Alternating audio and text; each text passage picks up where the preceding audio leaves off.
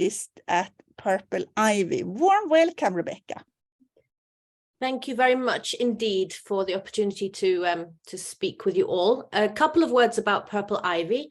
We are a small group of sustainability strategists, a mixture of old hands who've worked at some of the largest companies, myself from Unilever, but also Ericsson and DNV. And then we also have some brilliant newly qualified sustainability experts, and I think that they are really important to have on board because there's a lot of new knowledge coming in there as well, and skill sets. So we have been running, this is the second time actually, Liselotte, this state of integration research. And the idea is to try to understand, if you have a look at the next slide, please. And the idea is to understand how sustainability is being integrated into business strategy. And we have four main questions that we're looking at, and we are updating them as we go into, because sustainability is very clearly spreading through the value chain, all the way through to very small companies coming into the whole topic of sustainability for the first time. And we also took some interviews with board members, and these were 1 hour structured interviews. And these are the companies that we spoke to. Next slide, please. And what we heard was that the business context has changed dramatically since our last report in 2020. If you just click through these now, I didn't realize I've got these on click. So business continuity has been in focus, the pandemic and the energy crisis. But the reason we say a brave new world is that companies are still pressing on with an undisputed prioritization of sustainability in different ways. But these crises, although they created enormous challenges, do not seem to have derailed the efforts towards sustainability. And the benefits of integrating sustainability are getting clearer to top management, and the sense of urgency is being driven by new legislation, which we could talk a little bit about later, and the financial focus.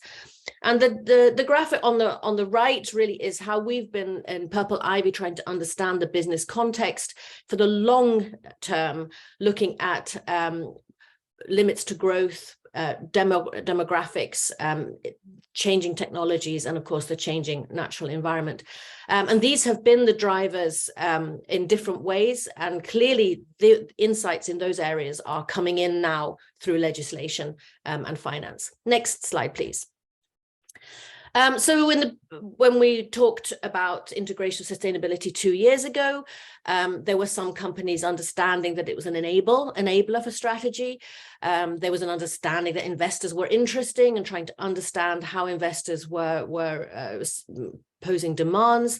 There was a lot of conversation about the purpose of your company being in tune with the times, and then a license to operate being a sort of baseline for sustainability.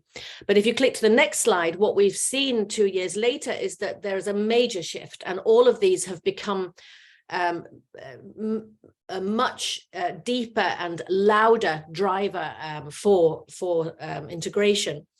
As I said earlier, the awareness for how strategic sustainability can be and how that can help steering the long-term strategy has become very, very strong. There wasn't a single company saying that their board and their management were not aware and discussing sustainability. The role of finance has become very, very strong, and in every company we spoke to, the CFO is now engaged in sustainability. That was not the case 2 years ago. And from this idea of the purpose of the company, the conversation is now on to how are you contributing to the transition? Whatever the purpose of your company, are you contributing to the transition to sustainability? And expectations are that this transition journey is becoming mapped out, measured, communicated, and that this is actually central to be a relevant company. Obviously, the size of the company impacts how strongly this is, but this is a trend we saw very strongly.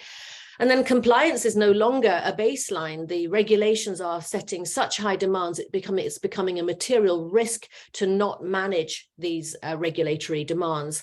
And so the social license to operate has been more or less translated into regulations like the taxonomy and the upcoming corporate social reporting directive. Next slide, please. So just a few key takeaways. The graph on the side is more a sketch. It's not something to try to understand. So quickly clicking through these one by one, never mind. Sustainability reporting is becoming more and more aligned with finance reporting. And there are benefits and risks to this integration of finance reporting. Clearly, having all the numbers on the table as a decision foundation to decisions is very good, but there's also a risk that they just become numbers, and that's something that needs to be looked into more carefully. And while we're now using the term ESG, it's actually meaning slightly different things, where ESG has been entirely a way of understanding the governance or the risk related to an investment. More and more, actually, what people are meaning when they say ESG is really, what are your impact metrics? Next point. So agility and acceleration are going to be really important. Sustainability is becoming material across the company and the value chain. Leadership, accountability, and tools are really important to manage the complexity. And we did not find any companies where sustainability was sitting in a silo, trying to do its thing separately from, for example, procurement, operations, supply chain. The silo is gone and everyone is now involved, but that makes it a complex area to lead for management. Next point.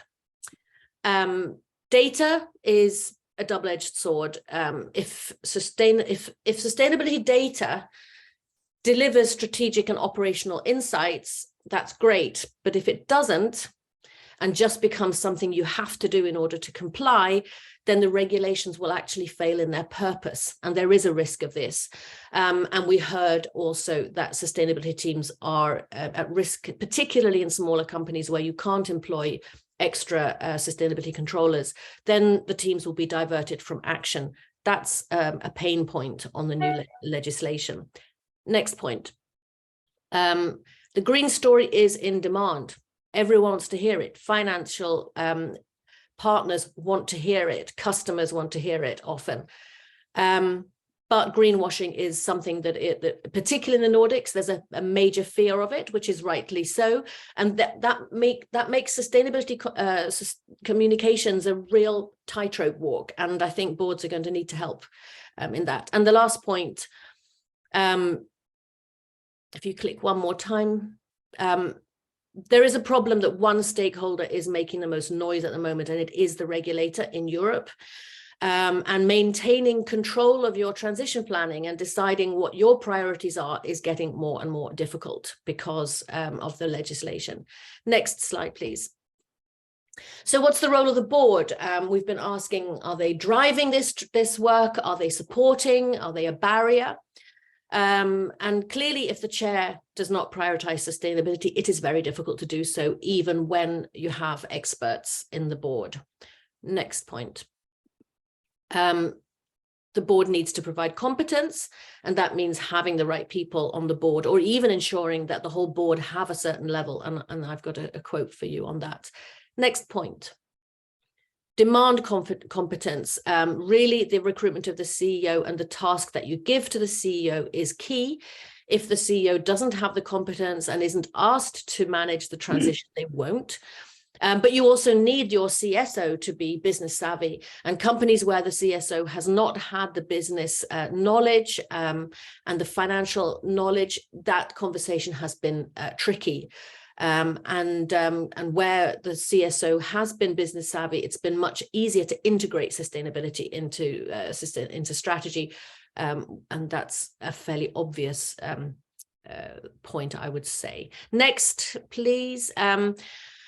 It was clear from conversations with board members that audit committee routines that make it possible to deep dive into sustainability data and interpret it for the rest of the board are key. Decisions at board level need to be based on the combination of the financial and sustainability risk and opportunity analysis, and the audit committee's routines, when they work, can make that possible. Next point. Yes, we talked a lot about business context analysis, and that the board can really help with the future focus, helping lift eyes from in management to even longer than is usual. And I think with climate change and sustainability, and the regulations are now demanding a medium long-term analysis, and that's really, really important. Okay, I think I'm just a couple of quotes then. You take for granted that board members should know about the P&L or the balance sheet. Nowadays, digitalization and cybersecurity too, and I think that should also be the case with sustainability.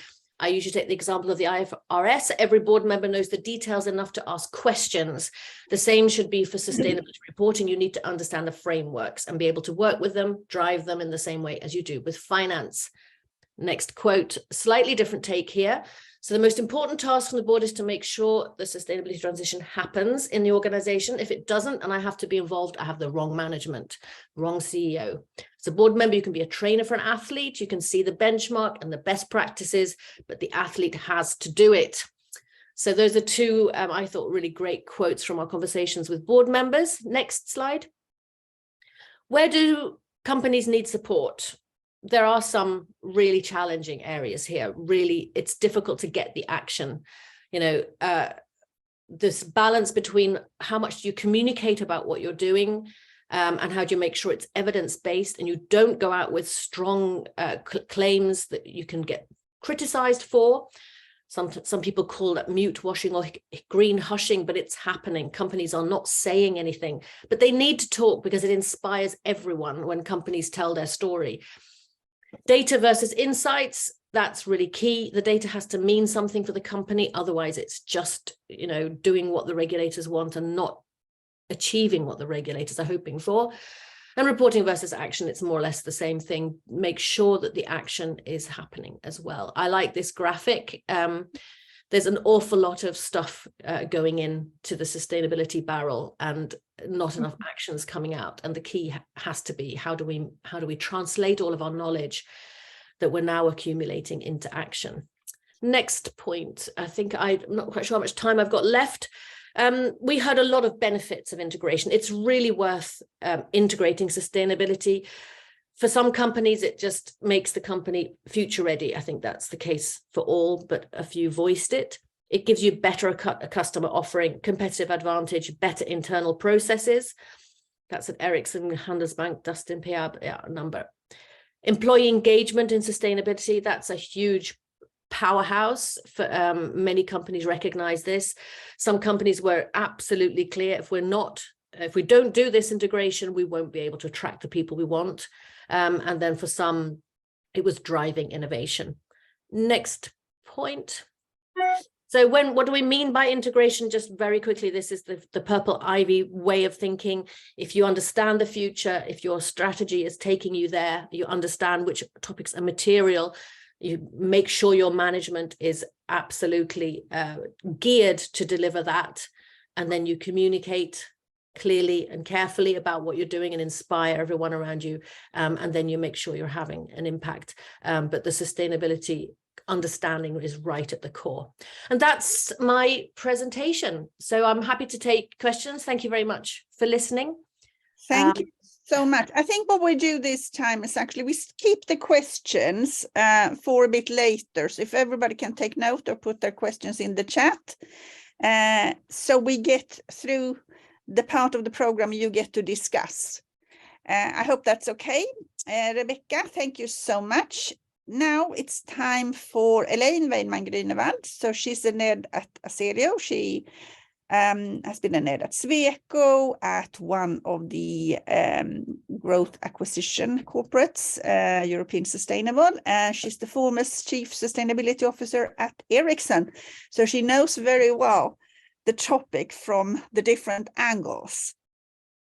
Warm welcome, Elaine. Good morning. Can you hear me? Yes, we can. Okay, because I just saw Rebecca and I don't know if you see me, but okay. So great to be here.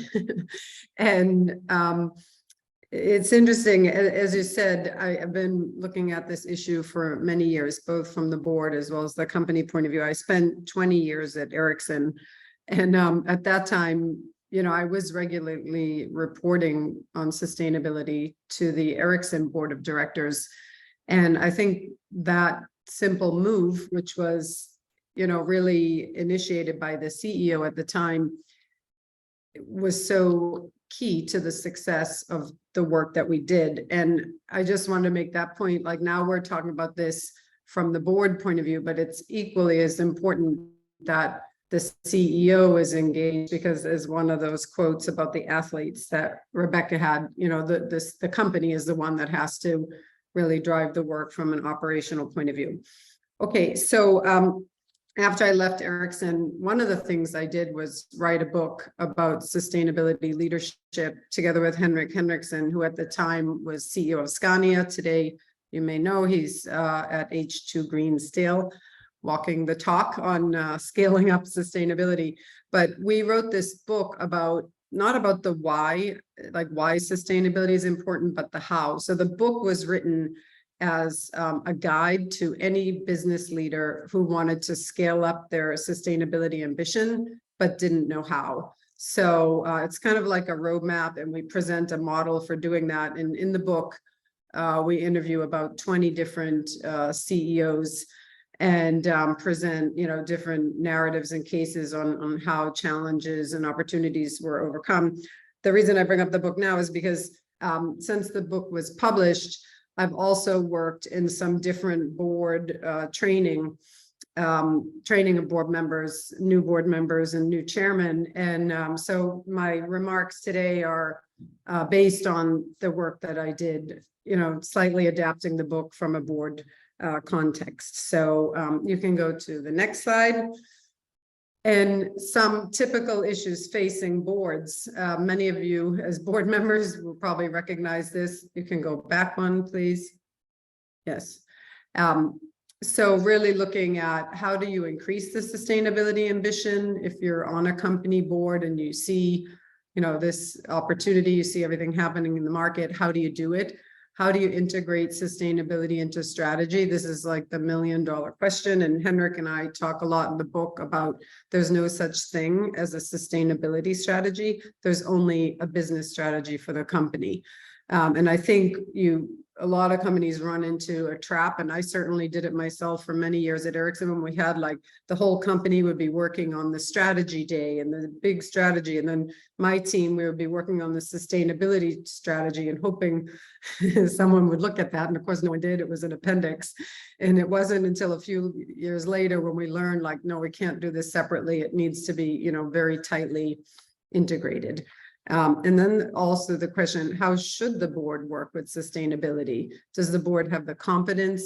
Do we need a board committee? I'm going to come back to that a little later. A lot of boards think like, oh, we'll just put this in the audit committee, or we'll have a separate sustainability committee. I'm not a big fan of that approach, and I'll come back to that in a bit. And then ESG factors, you know, ESG has become such a buzzword today. You could make a list of easily 100 ESG integrated indicators, but really, how do you link all of that to the business model?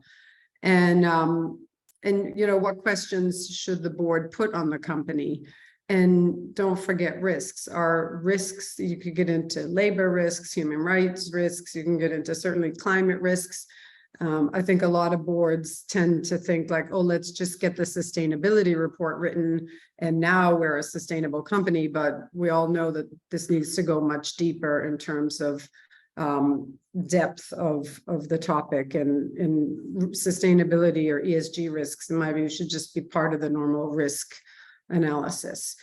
And then, of course, is my favorite, the surveys and the rankings. I think at one point at Ericsson, I realized we were spending like, you know, months of work hours just answering surveys. So it's really important to think about companies just get all these sustainability surveys in, but you have to really think about, is this relevant to me and to my stakeholders and what I want to communicate about? So to be more selective. Okay, we can go to the next slide. And then there's some of the work research I looked at earlier goes back a year or two, looking at expertise on the boards. One I'll pull out here is the New York Stern study that found that only 29% of almost 1,200 Fortune 100 board directors had ESG. But the thing that really got me here is that the majority of them, like if you had environment, health, and safety experience, that was considered ESG. And that's just a very small fraction of the pie when it comes to ESG. And then I just saw a couple of weeks ago, another study that Spencer Stewart did that said 6 years ago, sustainability was like an emerging trend. But today there are more chief sustainability officers appointed in 2021 alone than between 2016 and 2020. So I think that's really encouraging. And yes, it's changing, but is it really changing fast enough? And I thought it was interesting that Rebecca just touched on, that in her study, they didn't really find the sustainability role to be as siloed as maybe it had been in the past.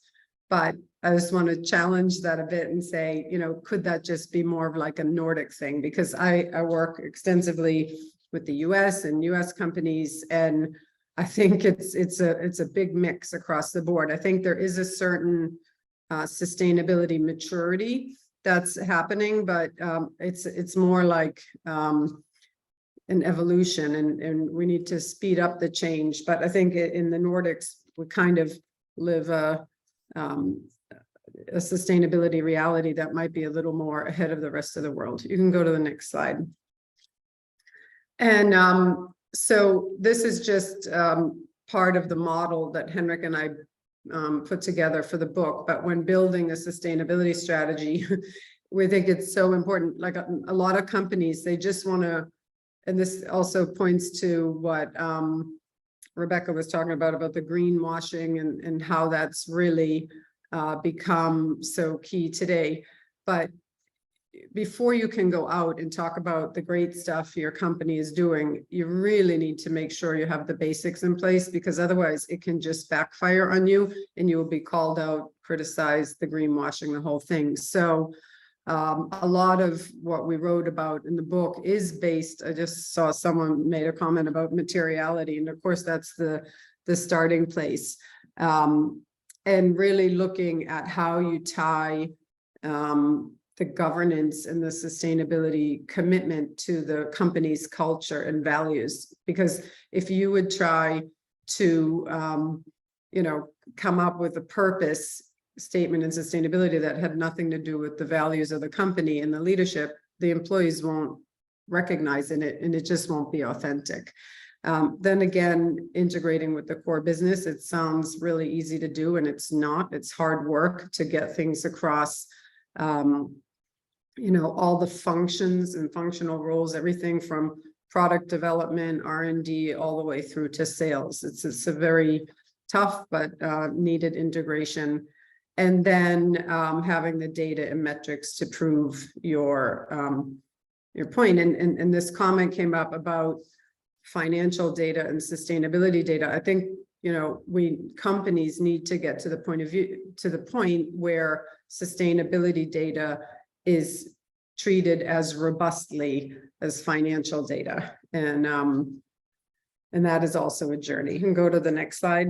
So this is my last slide. Just a few key takeaways for boards. You need to be aware of how the business is viewed from the outside in, both the opportunities but also the risks.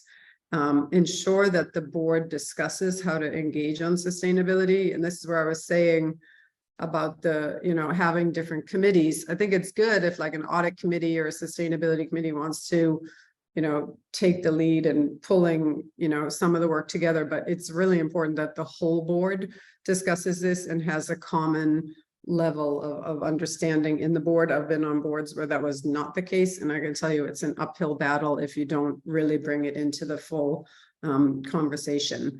Avoid that the board is, has a token sustainability person come in once a year and present a sustainability report, and you think that's your role on the board. It's really not. It's good to be aware of what's said, because as a key stakeholder, as a board member, you will also need to probably answer questions that could come up, but really try to push into the strategy. Make a plan, things don't happen overnight. You could say this year the board is going to focus on some of the more basic things. Next year we'll evolve to another point, whatever that point may be, whatever industry you're in. And then, later you can take the big leap. And we talked a bit about data. So just make sure that you have regularly performance reporting. That's what I really pushed through with the Ericsson board when we did the company scorecard and looked at all the metrics for sales and whatnot. We added a sustainability dimension to that, and it was reported every quarter with regular metrics. And I know we talk a lot about 2050 and targets for 2050 or even 2030, and that's great to have a vision, but who on the board will still be around or be accountable in 2050 for those targets? So you can have a vision, but in my view, targets need to be actionable and they need to be here and now. In addition to long-term, but not only long-term, because you need to measure something to see the progress. I talked about the committees and making this part of the full board. So I think that's it from me. Thanks for listening, and I'll be around for questions later. And if you'd like to buy the book, which I can highly recommend, it's called Sustainability Leadership, a Swedish approach, I believe. And it's actually a very good book, very practical, very hands-on.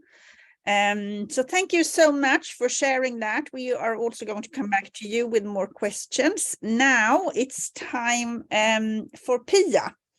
So Pia is working as a non-executive director at Bupa, at Max Hamburgers, Origin Materials, Decathlon, and she's a chairwoman at the Do Group.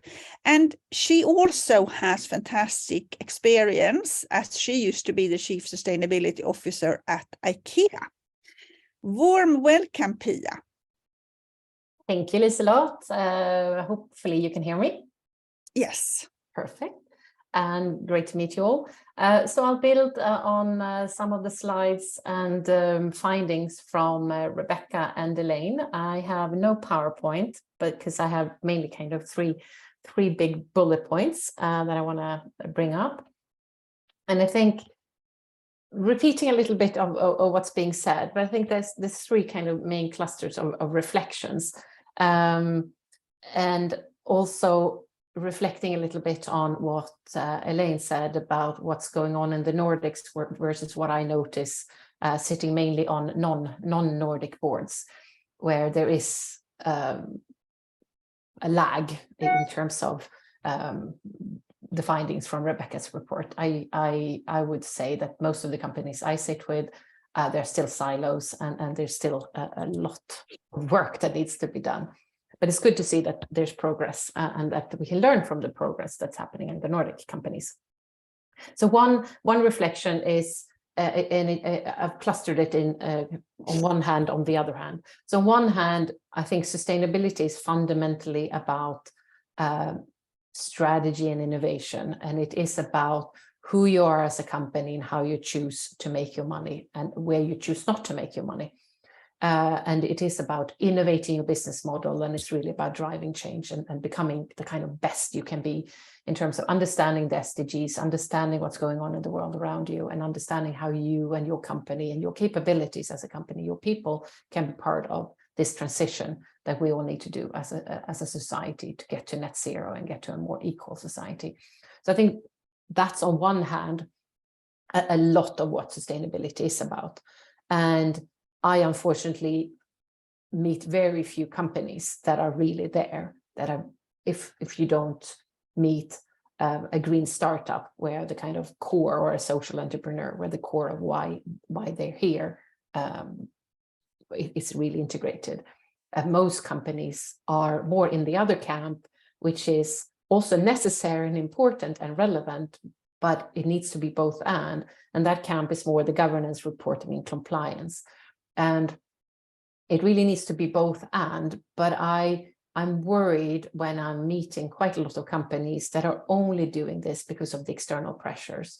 And maybe sometimes it's a good start to get into things, but you need to internalize ESG, sustainability, purpose, whatever you choose to call it, to really reflect on what's your core, where can you make a difference? If this, just like Elaine said, if this becomes a reporting exercise where you produce a report every year, or you have metrics so you can report into your investors, or you can kind of have a dialogue with government or your stakeholders, authorities, legislators, without really reflecting on if we change one or two ways of how we operate or how we change the business model, we could actually maybe meet some of these demands in a completely different way, rather than just putting it as a kind of blanket on top of how we do things, but really reflect on how can we do differently.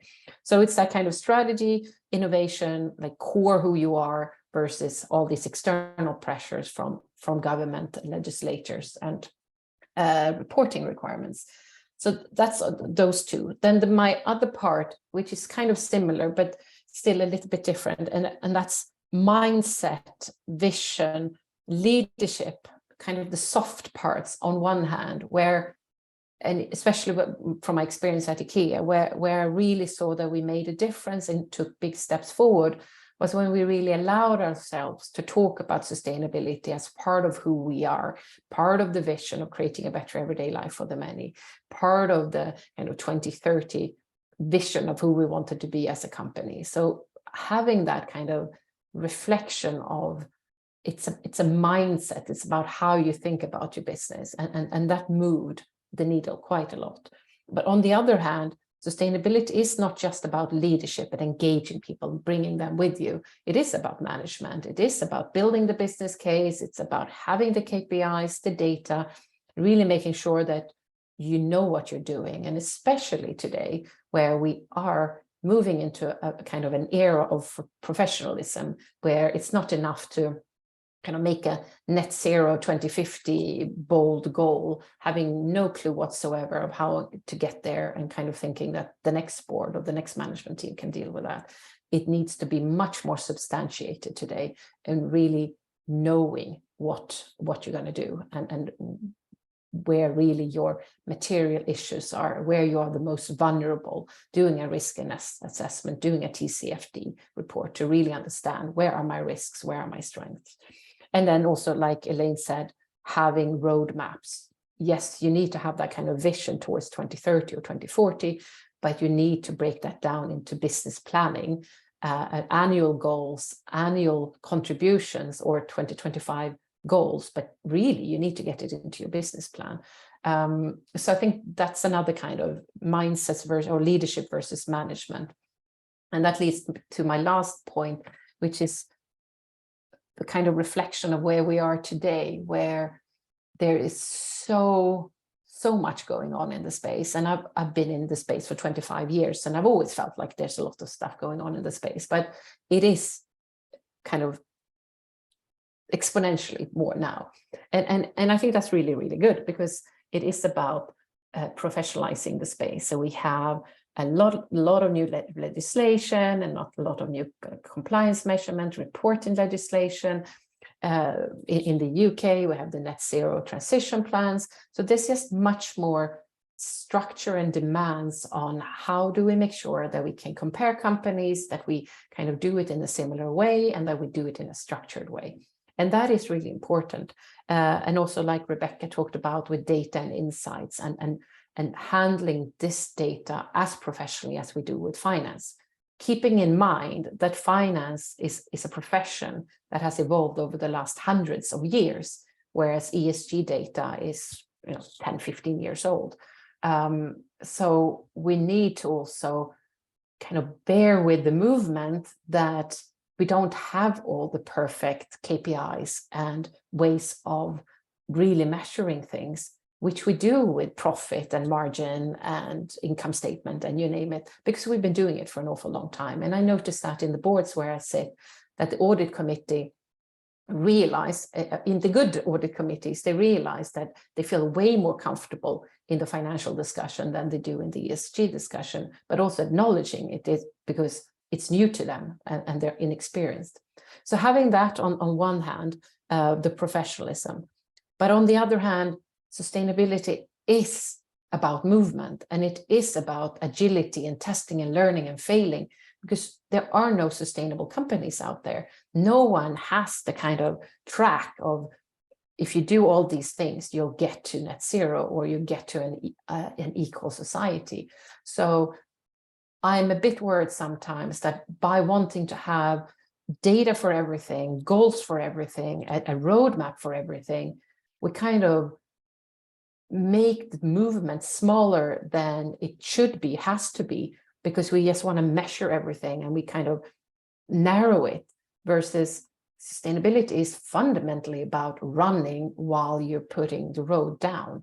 And you need to get people with you to say, we're kind of going there. We almost know where we need to be, might have to adjust it with time, but we definitely don't know exactly how to get there in the smartest and most effective way. But we need to create that together. We need to do this together. So those are my kind of 3 big chunks of topics that I wanted to add to Elaine's and Rebecca's presentations. Thank you so much, Pia. And you will all